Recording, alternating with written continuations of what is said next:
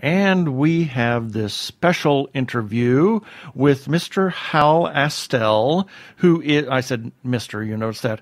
He is the evil overlord of the Apocalypse Later International Fantasy Film Festival. Did I get all that right? Or Fantastical Film Festival? Is it fantasy or fantastical? Fantastic Film Festival. I'm impressed that you got that much out. We are fantastic in quality, and we are fantastic in genre. I'm impressed, honey, that you got that all out without having it written down. Well, and without stumbling over it, too. So, I derailed train of thought was going through my head there. Something beginning with an F, you know. But we can't say that. Freaky?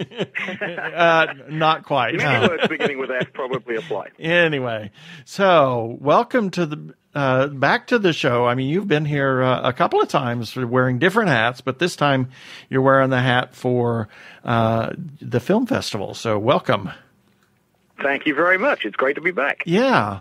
So for those that don't know who Hal Astell is, why don't you give us a real elevator pitch. The elevator pitch of who Hal is, and then we'll segue off into the film festival and what that's all about and how people can find out more about that and the wonderful things that you got going.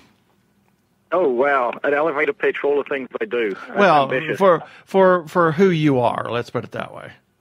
I introduce people to things. I see.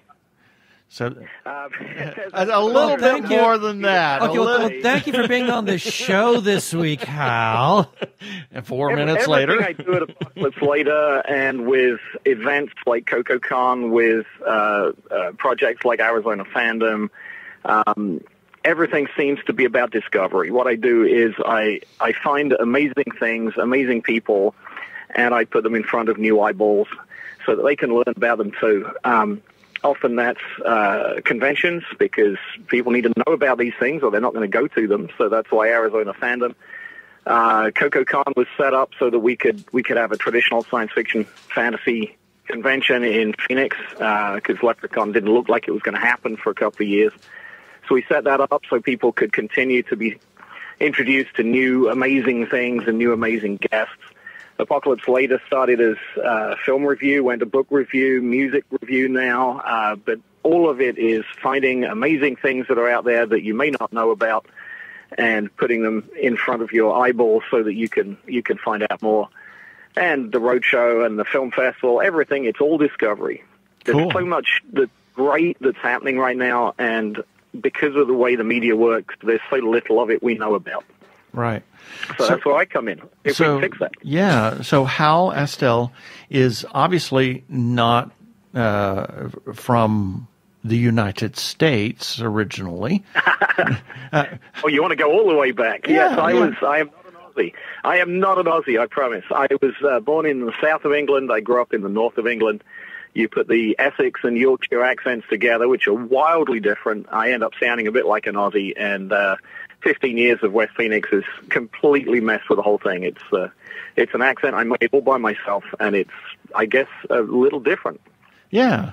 So you grew up in the UK, and you discovered your talent for putting things together, and obviously film and music and other things. How did you discover that, and that you enjoyed film and putting things together like that, as well as the geekdom? Forever, but one of the big things for me was when I emigrated to the United States.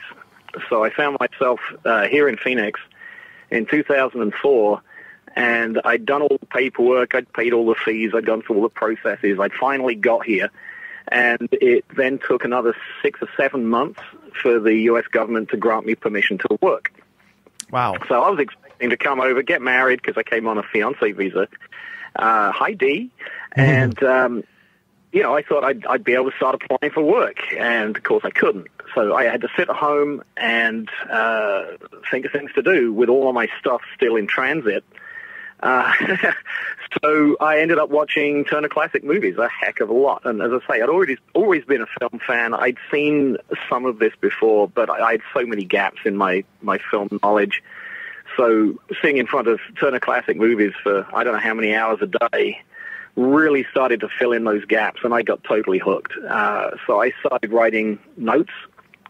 I'd be watching things like a lot of detective series from the 40s, the Crime Doctors and the Boston Blackies, and they all started to merge together.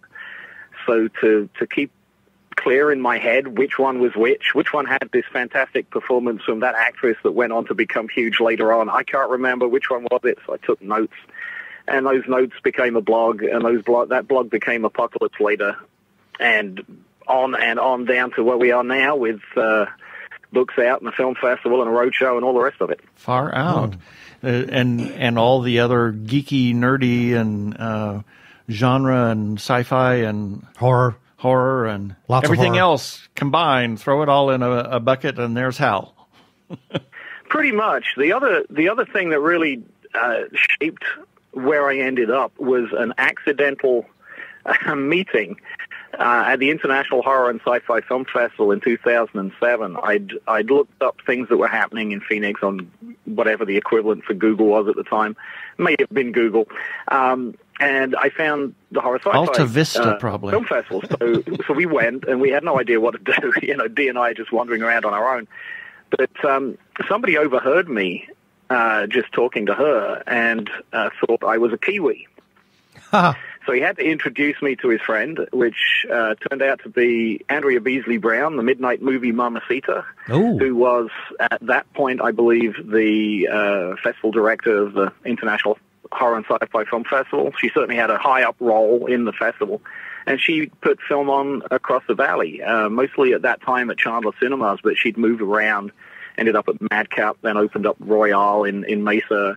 And we followed her. We just fell in love with this whole scene, much of which she was creating, and followed around and did all of these events, all these film screenings she was doing. And in many ways that led to the roadshow. It certainly led to the film festival over time. So an accidental overhearing of my accent and misunderstanding where it was from really helped, because she's from New Zealand, and as soon as whoever it was, and I can't remember who it was to thank them, but whoever it was introduced me, and she said, "He's not from New Zealand."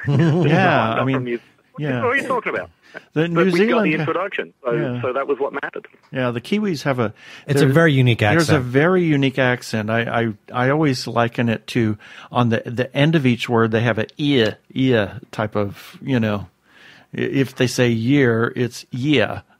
And it's kind of that's the Kiwi part. It's very different than Aussie and very different than UK. And every time I hear a Kiwi accent, I keep thinking, well, it sounds like their cheeks are hurting from smiling too much. Exactly. That's what I get. Adios, mate. Yep. Yeah.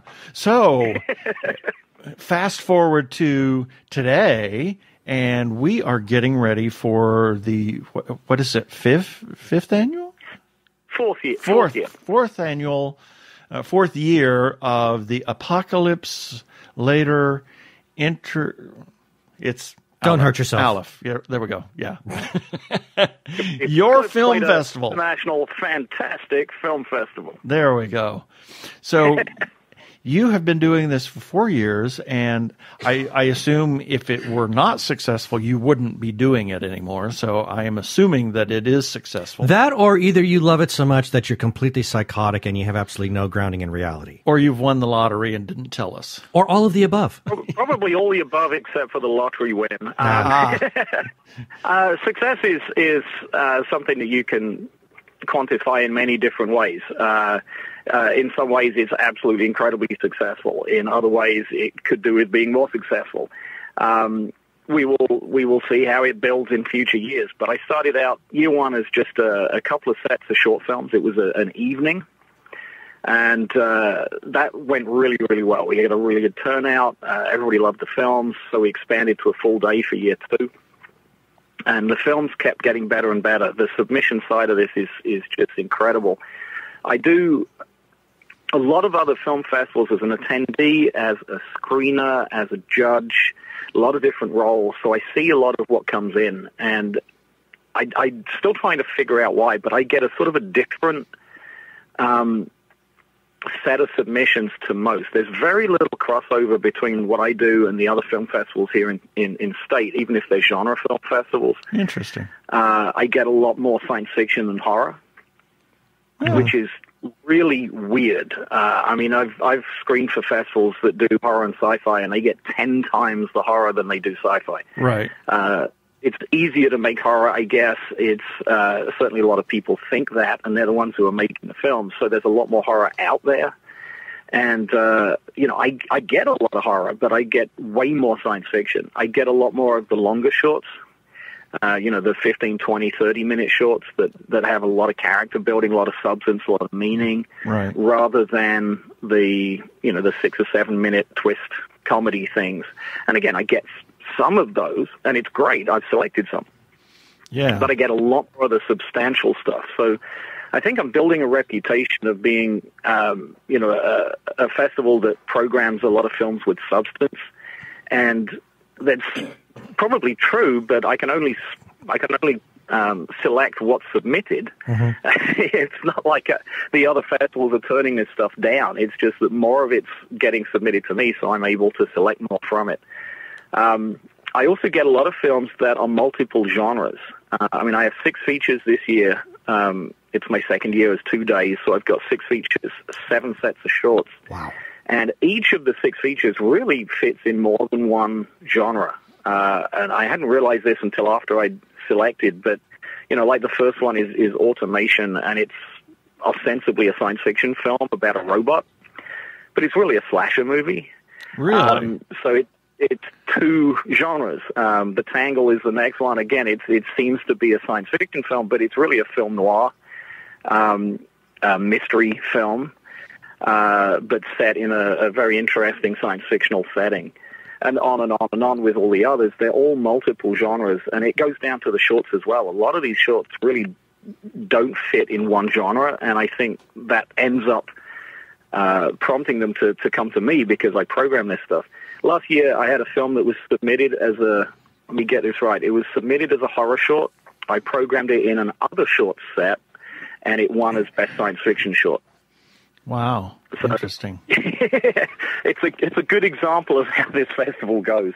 Well, one thing that I've noticed, what I've noticed, because you've had little mini Apocalypse Roadshows that you've shown at CocoCon, and what I've noticed is that what you're getting, I'm not seeing anyplace else. Yeah, you get a really interesting selection. Almost everything I've got is an Arizona premiere, and that's been the case most of the way through. Every now and again, I'll program a local film, and it may have played Jerome, it may have played the Phoenix Film Festival, but most of these films have never been screened in Arizona before. I get some that are U.S. premieres, North American premieres. Last year I had a world premiere from a short, I think, from Finland. This year I would have had, I'm still quantifying all of these. I'm still getting details from the filmmakers. Certainly most of these are still Arizona premieres, but one film would have been a North American premiere had it not been scheduled to screen at Screamfest the day before I'm screening it. So I get to be an Arizona premiere only, but had I been the weekend before, it would have been a North American premiere. Yeah, a lot of this is European. It's very, very international. Right. A lot of European films. I'm getting films from places I didn't even know made films. I got a submission last year. I didn't select it, but I got a submission from East Timor. Wow. There's 12 people in East Timor, and I did not know that any were filmmakers, but I got a submission. And, I'm getting a lot from places I wouldn't expect. I've got films this year from India and Belarus and South Korea and Japan and all over the place. And a lot from Spain. Why I get so many from Spain, I don't know. Maybe I just select a lot from Spain because I love Spanish genre cinema, but I get a lot of films from Spain. Yeah, we saw a film from Spain, and apparently they have a really good film school there. So that may be why you're getting so many from Spain. Who knows? It may be, and they may be open to genre film. I was talking with a couple of winners of last year. I think it was a horror short from last year. I was chatting to them. They're from France, and they say that genre cinema is underground, I guess, in France. There's a lot of good stuff coming out of there. I've got 4 films this year from France, but it's not seen as a big thing. Interesting. So a lot of these, I think, are filmmakers who really want to make their film, and they make what they want to make, and they're very careful and very passionate about the results, and I think it shows. There's a lot of pride of creation. I was chatting with a gentleman last weekend because I took the roadshow to Gaslight Steampunk Expo in San Diego, and I changed up one of my sets when I got there because I discovered that there was a gentleman there who had made a film that I'd selected for my film festival last year for Aleph. A wonderful film, a sort of, again, a multi-genre thing. It was sort of like a Twilight Zone episode that's a science fiction Western. Wonderful film. And because he was there, I switched that into one of the sets and had him attend and do a brief Q&A. And, it's an absolutely fantastic film. It's so well made. It's the audience is wide because it fits in so many different buckets. But he told me apparently I'm responsible for about 40% of his screenings. Wow. That's interesting. Great. So was that, did we see that film last year in one of the road shows? Was that the... I'm trying to think which ones you got to. It was a film called Aurora. I don't think so. Maybe not. Shot in Texas, but it had actually a local actor, Michael Hanlon, who's here in the Valley, was one of the actors in it. Absolutely wonderful film. I screened it at Wild Wild West Steampunk Convention in March, and I just did it at Gaslight, and of course I screened it at Aleph last year as a selection. So are you going to have the other Western that you showed at CocoCon? At CocoCon? No, that's everything I screen at Aleph is from submissions. I do have a Western, and in keeping with the strange sort of setup, the Western I'm going to be screening, it comes not from Texas or from California even. It's from the Netherlands. Wow! Oh my God! And it's a really good film, and it's one of the few this year. I think I've got 4 that I know are not premieres, and the reason is it played the Wild Bunch film festival. Yeah. So even when I get crossover, it's not always with the same event. Yeah. I think I've got 2 that played International Horror and Sci-Fi. I've got 1 that played the Wild Bunch, 1 that played the Arizona International Film Festival. So it's a variety of sources, even when it's something that's been screened in Arizona before. Right. As I say, most of them haven't. Well, the one that you showed at CocoCon for the roadshow, the WTF Western, yeah, with the voiceover telling everybody what's going to happen. One of the funniest movies I've seen in a long time. Oh my Lord, what a crazy thing that was! I love being able to screen that. I screened that at Wild Wild West Con this year because the theme, while it's a steampunk convention, the theme was Intergalactic Steampunk Federation, and it's an event held in an old West town that was built as a Hollywood set. So I thought for my last set there, I'm going to have a bunch of really weird science fiction Westerns, and I found The Gunfighter, and I just adored it. And I opened my set with it and had everybody just laughing out loud. The room was packed, so I think there were literally a couple of people rolling on the floor laughing because there weren't enough seats. So I had to screen it again, and I was very happy to do that at CocoCon. Yeah, that was I enjoyed that film tremendously. Well, I enjoyed the entire festival at CocoCon. Yeah. It was fantastic. There were great movies there all over the place. Exactly. Both feature and short. So this is really exciting. The fact that you've got 2 days. Yes. 2 days worth of films to show people, which is 6 features is what you said. Did I get that right? Yeah, I've got six features and 7 sets of shorts, which I believe is more than any other genre film festival in state. And what's really amazing about that is I don't have 2 good sets of shorts and 5 sets of filler. I have 7 amazing sets of shorts, and I have another 2 or 3 that I can't screen because I don't have time. I'm seriously going to talk with the venue about next year going to 3 days. Wow. Because I had to say no to way too much good stuff. Right. I mean, I wanted to screen. I mean, I don't know how many I got that are absolutely worth screening, but there were about 12 features I really, really wanted to screen, and I had to knock it down to 6. And I probably 9, maybe 10 sets of shorts that would have been absolutely top-notch quality, and I had to cut it down to 7. In fact, I really shouldn't talk about films that I'm not screening because I rejected them, but I'll mention one not by name. But there was a 30-minute short from Greece, science fiction short, that just knocked my socks off. Absolutely amazing film. It had a really interesting history because it was shot in an abandoned airport that had been used as a refugee camp. And when the refugees were moved out, they left all their stuff. Wow. So the film crew came in a number of years later, and everything's still there. It's like a ghost town in an abandoned Greek airport. And I really, really wanted to select it, and I just couldn't find room for a 30-minute short in a 2-day event. I've got to find a way to screen that somewhere else. It'll probably be, if the gentleman who made it grants me permission, at something like a CocoCon.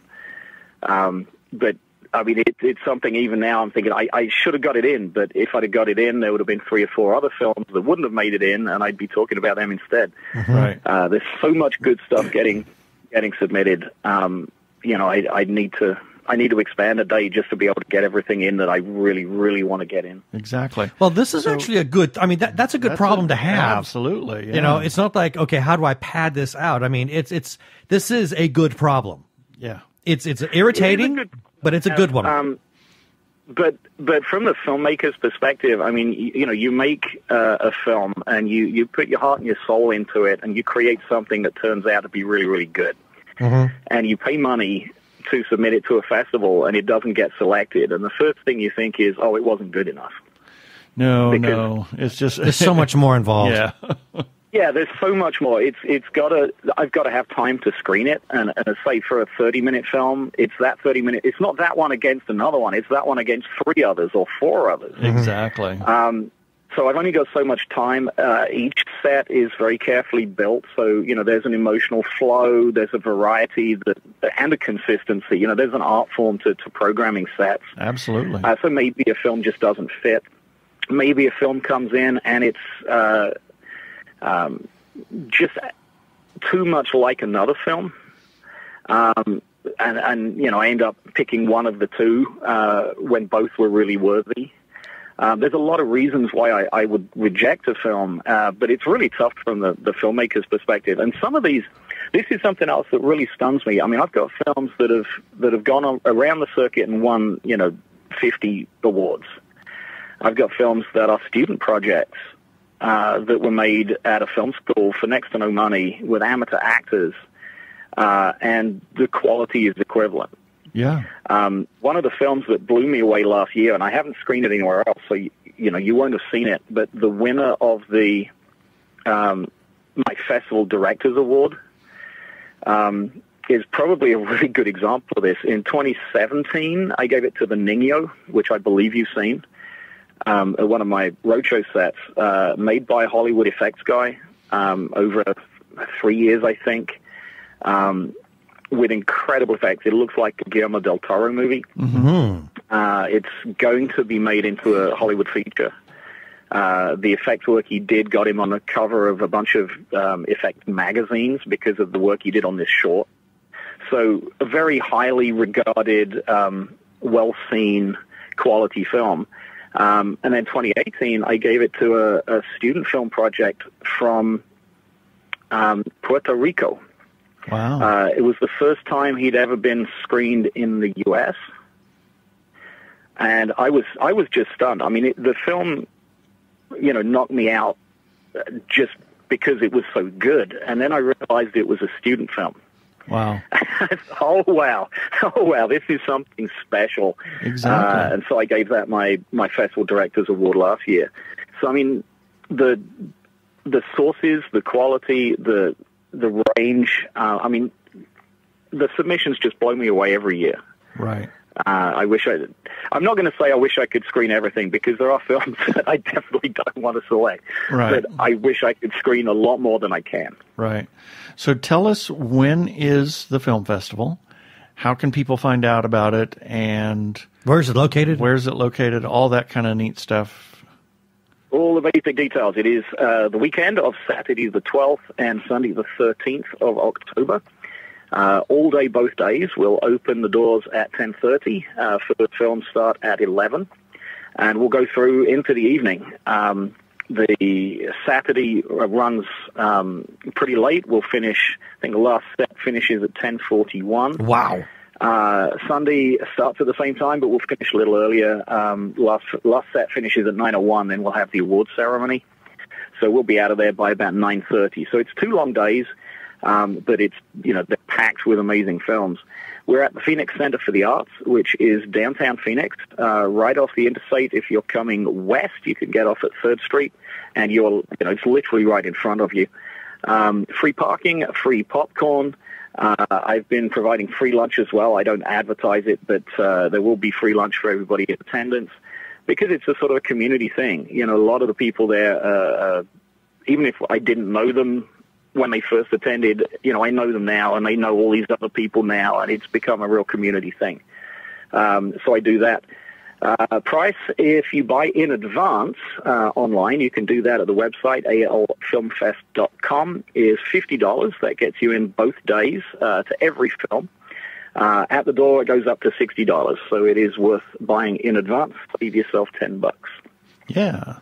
So what about any social media presence? If people want to be able to read about this, do you have a social media presence for the film festival, be it Facebook or Twitter, any of those things?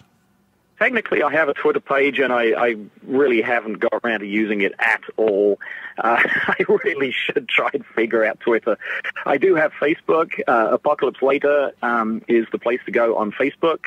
It covers everything I do at Apocalypse Later, so all of the reviews, the road show, the film festival, everything. When I publish books, they're advertised there. But it's all the Apocalypse Later stuff, but Apocalypse Later on Facebook.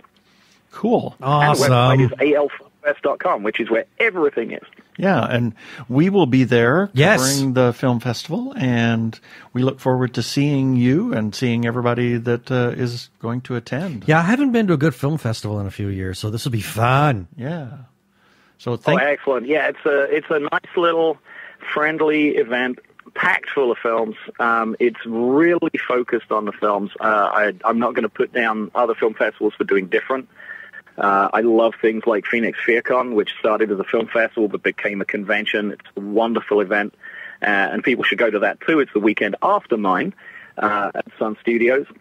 So if I'm piquing your interest with amazing films and you enjoy what you see at Aleph, come back the weekend afterwards to Sun Studios to see more horror film at Phoenix FearCon.